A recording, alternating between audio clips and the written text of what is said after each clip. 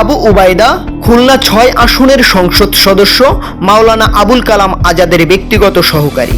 গত ঈদুল আজহা উপলক্ষে প্রধানমন্ত্রীর ত্রাণ ও কল্যাণ তহবিল থেকে যে সহায়তা এসেছে, কয়রা উপজেলায় বিতরণের ২০১ জনের তালিকায় তার নামটি ৩ নম্বরে। সংশ্লিষ্ট সূত্রে জানা গেছে, ঈদুল আজহা উপলক্ষে গরিব ও দুস্থ মানুষের তালিকা তৈরি করে অনেকটা গোপনেই প্রধানমন্ত্রীর ত্রাণ ও কল্যাণ তহবিলের টাকা বিতরণ করা হয়েছে। সম্প্রতি এই তালিকা প্রকাশের পর আবু উবাইদা সহ কয়েকজনের নাম দেখে স্থানীয় জনসাধারণের মধ্যে আলোচনা সমালোচনা চলছে। সংসদ সদস্য আবুল কালাম আজাদ জামায়াত ইসলামীর কেন্দ্রীয় কর্মপরিষদ সদস্য।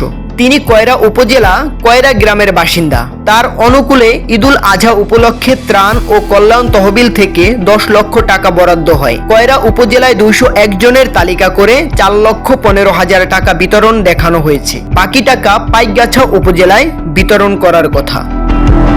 কয়রা উপজেলার তালিকায় ১ নম্বরে আছে আহসান হাবিবের নাম। তিনি সংসদ সদস্য আবুল কালাম আজাদের ভাগ্নে। ৩ নম্বর ক্রমিকের উপকারভোগী আবু উবাইদার কথা শুরুতেই উল্লেখ করা হয়।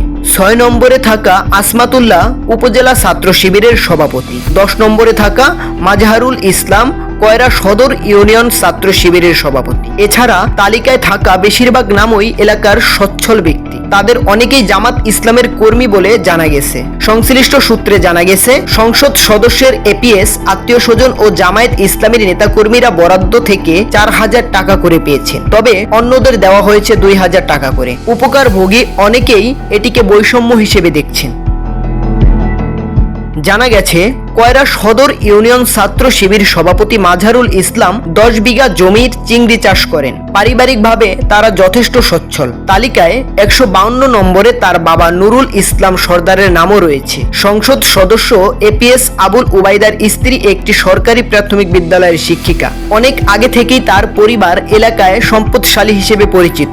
অভিযুক্ত অন্যরাও অর্থনৈতিকভাবে সচ্ছল। ত্রাণ তহবিলের টাকা পাওয়ার বিষয়ে জানতে চাইলে সংসদ সদস্যের এপিএস পরিচয় দেওয়া আবু উবাইদা বলেন, এ তালিকা তো আপনাদের পাওয়ার কথা নয়, তালিকা গোপন থাকার কথা ছিল। টাকার প্রসঙ্গে বক্তব্য চাইলে তিনি এড়িয়ে যাওয়ার চেষ্টা করেন। উপজেলা বিএনপির সাবেক সাধারণ সম্পাদক নুরুল আমিন বাবুল বলেন, এমপি সাহেব গরিব মানুষের হক নষ্ট করে দলীয় নেতাকর্মী ও আত্মীয় স্বজনকে প্রধানমন্ত্রীর ত্রাণ তহবিলের টাকা দিয়েছেন। তালিকায় থাকা বেশিরভাগই সচ্ছল।